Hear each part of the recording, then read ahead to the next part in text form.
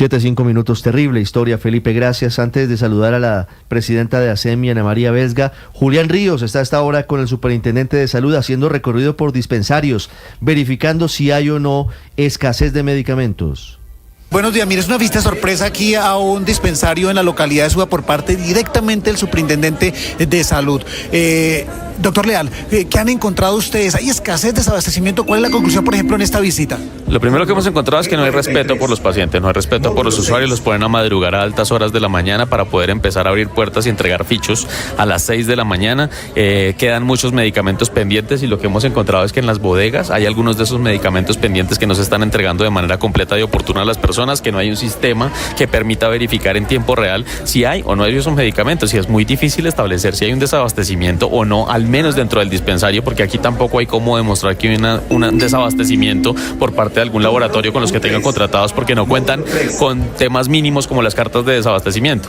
Entonces, no es compatible lo que se está diciendo acá a los usuarios, a las personas, se les está negando la entrega, la atención de medicamentos porque no hay un sistema integral, no hay un inventario integral, no hay una justificación para los de medicamentos que supuestamente no tienen en estos momentos. Hemos encontrado en bodegas medicamentos que le dicen a las personas que están pendientes desde hace 8 meses y que están acá con justificación de que es para otro paciente, pero no el paciente que lo está reclamando acá. ¿Y qué sanciones se pueden aplicar en estos casos? Pues aquí lo que tenemos que hacer y lo que estamos haciendo en estos momentos es una auditoría profunda para empezar a corregir cada uno de los errores y dar unas órdenes específicas para que se empiecen a transformar este tipo de prácticas que son irregulares y que ponen en riesgo la salud y la vida de las personas. Hay que hablar claro también además con la EPS que tiene contratado este operador logístico, este gestor farmacéutico, para la entrega de sus medicamentos, porque así como esos recursos de la salud que terminan llegando a estas empresas para la dispensación de medicamentos son girados a las EPS para el pago de sus servicios, las EPS tienen la obligación de auditar y de verificar que efectivamente se esté cumpliendo para que sus usuarios tengan la garantía de la atención. Bueno, muy bien, sigue el doctor Leal hablando con los pacientes y haciendo esta visita sorpresa para detectar exactamente cuáles son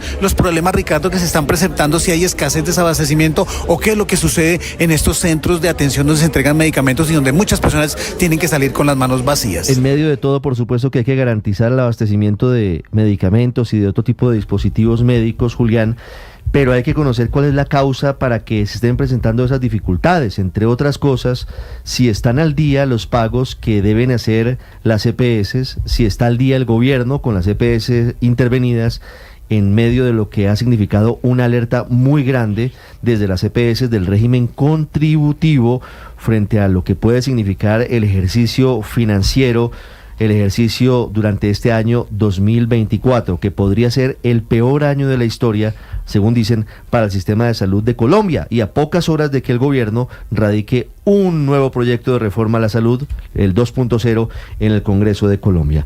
Ana María Vesga es la presidenta de ASEMI, que es la Asociación de EPS del régimen contributivo. Doctora Vesga, buenos días.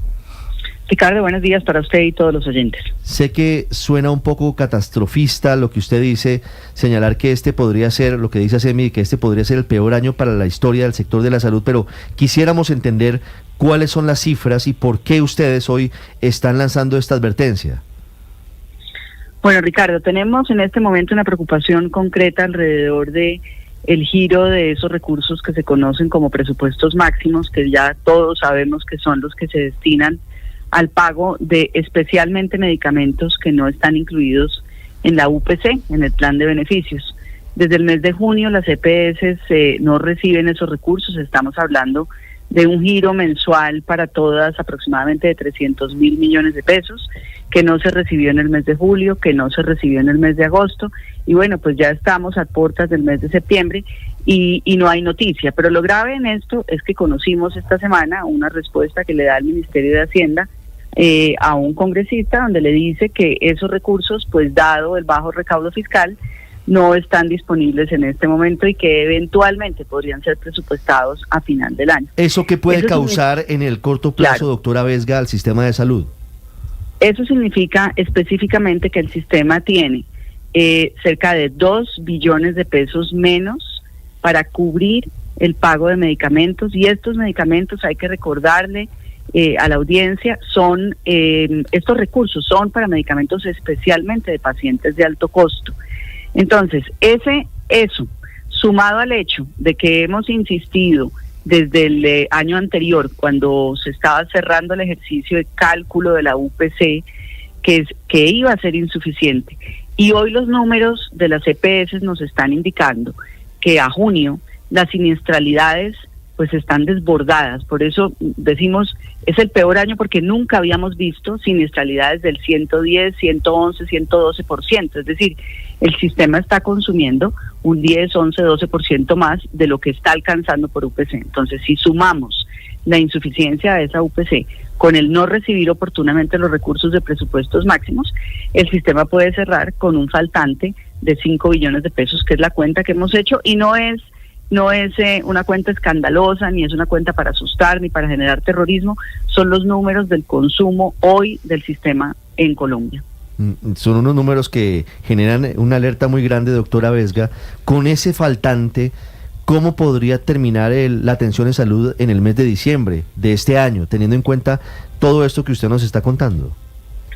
Pues tenemos enorme preocupación porque evidentemente lo que sí estamos viendo ya, y esto ha venido bajando desde los grandes prestadores, tanto públicos como privados, inclusive los mismos que están hoy recibiendo el mecanismo de giro directo que se ha buscado implementar para facilitar ese flujo de recursos en el sistema, se están dando cuenta de que, bueno, sí, de pronto el giro directo dispara, digámoslo así, a más prestadores, pero no lo suficiente. Entonces, los prestadores están viendo, se ven en dificultad para prestar sus servicios. Los proveedores de medicamentos, pues ni hablar de lo que está sucediendo en abastecimiento. Es real la situación de desabastecimiento en el país. Pues todo esto impacta y finalmente el usuario lo que empieza a sentir es cancelación de citas, no entrega de su dispensación de su fórmula completa, dificultad en las autorizaciones. Entonces, pues el sistema de salud no se apaga de la noche a la mañana, pero va definitivamente deteriorándose y lo están sintiendo los colombianos. Sí, doctora Ana María, usted dice que el giro directo, que fue el eje de la intención del gobierno hace algunos meses con las intervenciones de varias EPS que hoy están siendo manejadas justamente por el Ejecutivo, era precisamente que se agilizaran los giros, los pagos. ¿Esos giros se están haciendo a tiempo? ¿Son suficientes? Usted lo ha dicho. El giro directo hace que, digamos que quita la idea de que en la administración que hace la EPS solamente decide a quién se le paga y los recursos no llegan. Esa era la razón por la cual se decidió avanzar al giro directo, medida con la cual hemos estado de acuerdo. El problema es que el giro directo no soluciona el problema de suficiencia. Son los mismos 100 pesos repartidos entre más, de pronto más rápido, pero siguen siendo insuficientes. Entonces, pues por eso los hospitales han dicho recientemente, han levantado la mano para decir, pues sí, el giro directo está llegando a más prestadores, a más NITs, pero no es suficiente para cubrir la atención de toda la población. En su opinión, doctora Vesga, ¿ha funcionado la intervención de las EPS por parte del gobierno? Pues mire, yo creo que hay una crisis generalizada. Yo no haría la distinción porque cuando vemos inclusive el comportamiento financiero, pero también el comportamiento en quejas, reclamos, tutelas de todas las entidades, hay un deterioro. Entonces, hemos dicho, insistido, esto es una crisis sistémica. No hay, inclusive las que mostraban mejores indicadores el año pasado, hoy están en el borde de empezar a perder. Entonces, la crisis es general. Yo creo que no, sin distinción, uno no podría decir hoy que están unas peores que otras. La verdad es que todas están muy mal. ¿Y están en el borde quiénes, doctora Vesga? No, me refiero a las que tradicionalmente tenían mejor comportamiento financiero o todavía tenían algún nivel de utilidad. Están viendo que esa siniestralidad, pues se está comportando igual de forma general, con siniestralidades superiores al 110%. El consumo realmente del sistema está aumentando y yo creo que en parte es también porque la población pues tiene el estrés de qué va a pasar con el sistema. Entonces se están demandando más servicios y el sistema lo está sintiendo. Es decir, hoy la incertidumbre frente a la reforma a la salud, doctora Vesga, según le entiendo, lleva a que los colombianos acudan más al médico, se practiquen los exámenes que tienen pendientes o las cirugías que tienen pendientes o se hagan el chequeo que tienen pendiente ante la incertidumbre de cuál será el futuro del sistema. Sí, eso lo hemos advertido ya, y no solamente la incertidumbre de la reforma. Yo creo que el sistema de salud quedó atrapado en la mitad de una conversación política, y llevamos, pues para un colombiano de a pie, yo creo que lo que está viendo es que llevamos 2 años discutiendo sobre el sistema, discutiendo sobre la falta de recursos, discutiendo sobre decisiones que hay que tomar alrededor del financiamiento y que no se toman. No es solamente la reforma, es realmente el sistema quedó atrapado en esa conversación, se ha ido deteriorando, y yo sí creo que obviamente lo responsable que hacemos todos con nuestra salud es, bueno, pues entonces yo tomo cuenta y me hago mis exámenes, y los exámenes generan procedimientos o dispensaciones. Hay una mayor demanda y el sistema lo está sintiendo, evidentemente. Sí, doctora Ana María, quiero preguntarle por esa conversación que usted dice ha sido particularmente política. ¿Cómo están hoy las relaciones? Porque fíjese que a la alerta, a la advertencia que ustedes están haciendo desde ASEMI, el ministro de Salud le responde que a usted le fallan las sumas y las restas. Y hay además una alerta del vicepresidente técnico de ASEMI alrededor del texto, alrededor de la discusión, de la construcción del texto que se va a presentar hoy de esa reforma 2.0 a la salud. Ustedes han hecho parte de esa discusión. ¿Cómo están hoy las relaciones con el gobierno, con el Ministerio de Salud? Bueno, es importante aclarar a ver, no nos fallan ni las sumas ni las restas, son los números del sistema, están basados en la información que las mismas EPS reportan a la Superintendencia de Salud, pero más allá de entrar en ese debate, yo creo que hay una realidad que se está viendo en los usuarios, en la atención, que sí es el termómetro más claro de que el sistema tiene un profundo problema de financiamiento y que no se ha abordado como debe hacerse, y lo hemos pedido desde muchos escenarios hace mucho tiempo. Con relación a la reforma, nosotros estuvimos, y lo conoció la opinión y el público, nosotros estuvimos reunidos con el gobierno en el primer trimestre del año. Le manifestamos esencialmente 2 cosas. Uno, que nosotros como EPS, asumiendo el riesgo financiero del sistema, no podíamos continuar. Y no es posible continuar simplemente porque ya se consumieron los patrimonios, y las EPS pensar en que asuman hoy el riesgo financiero del sistema es imposible. En esa medida dijimos, estamos dispuestos a avanzar, a transformarnos en gestoras con unos roles claros, y en esa conversación expusimos y quedaron claros unos puntos con el gobierno que el gobierno acogió. También dijimos en esa conversación que era necesario resolver el tema de financiamiento, resolver el cálculo de la UPC, asegurar que los recursos de presupuestos máximos llegaban a tiempo, y sobre todo que la reforma no es de las EPS, la reforma es de los pacientes, entonces que era necesario ampliar ese diálogo. Desde ahí debemos decir, primer trimestre del año, pues no hubo más conversación. Si el texto que se presenta mañana, como ha dicho el ministro Cristo, es el mismo texto que se conoció, el último borrador antes de que se hundiera en la legislatura anterior, sobre ese texto nosotros le entregamos al gobierno unas observaciones y no sabemos si han sido incluidas.